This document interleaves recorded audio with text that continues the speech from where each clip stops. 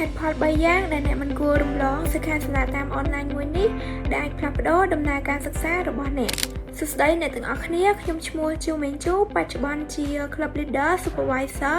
នៅ Sister of Code Sister of Code កំពុងរៀបចំសិក្ខាសាលាតាមអនឡាញមួយដែលស្ដីពីអាហារូបករណ៍បច្ចេកវិទ្យាជាលើកទី2លើកនេះយើងពិតជារីករាយដែលបានអញ្ជើញវាលក្មិនពិសេសម្នាក់ដែលគាត់ទទួលបានអាហារូបករណ៍ Chicken ទៅសិក្សានៅសហរដ្ឋអាមេរិកនេះជាហេតុផលទាំង3យ៉ាងដែលអ្នកមិនគួររំលងសិក្ខាសាលាតាមអនឡាញមួយនេះទី1ស្វែងយល់លម្អិតពីអាហារូបករណ៍ Chicken ប្រហែលជាមិនទាន់មាននរណាម្នាក់ក្នុងគ្រួសារឬមិត្តភ័ក្តិរបស់អ្នកធ្លាប់ដាក់អាហារូបករណ៍នេះហើយអ្នកប្រហែលជាមានអារម្មណ៍ថាពិបាកក្នុងការស្វែងរកឬយល់ពីព័ត៌មានដែលមាននៅលើអ៊ីនធឺណិតដូច្នេះចូលរួមជាមួយពួកយើងដើម្បីស្ដាប់ដោយផ្ទាល់ពីអ្នកដែលធ្លាប់ឆ្លងកាត់ការដាក់អាហារូបករណ៍នេះទី2រៀនសូត្រពីបច្ចេកទេសត្រៀមខ្លួនជាក់ស្ដែងបន្ទាប់ពីយល់ពីអាហារូបករណ៍និងរបៀបដាក់ពាក្យហើយជំហានបន្ទាប់គឺត្រូវដឹងពី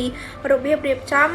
ពាក្យសុំឲ្យមានប្រសិទ្ធភាពវាគ្មិនរបស់យើងនឹងចែករំលែកវិធីសាស្ត្រនិងបទពិសោធន៍ដែលបានជួយគាត់ឲ្យទទួលបានអាហារូបករណ៍នេះដើម្បីឲ្យអ្នកមានទំនុកចិត្តនិងត្រៀមខ្លួនបានល្អជាងមុនទី3ដឹងពីបទពិសោធន៍ពិតប្រាកដនៃការទៅរៀននៅសហរដ្ឋអាមេរិកក្នុងនាមជាយុវតីកម្ពុជាអ្នកអាចរកព័ត៌មានបានច្រើននៅលើអ៊ីនធឺណិតប៉ុន្តែគ្មានអ្វីដែលអាចបង្កើតកម្លាំងចិត្តបានល្អជាងការស្ដាប់បទពិសោធន៍ពិតប្រាកដពីអ្នកដែលធ្លាប់ឆ្លងកាត់នោះទេចូលរួមជាមួយពួកយើងតាមអនឡាញនៅថ្ងៃទី5កញ្ញាឆ្នាំ2026ចាប់ពីម៉ោង9ព្រឹកដល់ម៉ោង11ព្រឹកអ្នកមានសមត្ថភាពអាចសម្រេចរឿងអស្ចារ្យបានដូច្នេះកុំឲ្យឱកាសនេះកន្លងផុតទៅឲ្យសោះណាចុះឈ្មោះដើម្បីចូលរួមពួកយើងទន្ទឹងរង់ចាំជួបអ្នកទាំងអស់គ្នា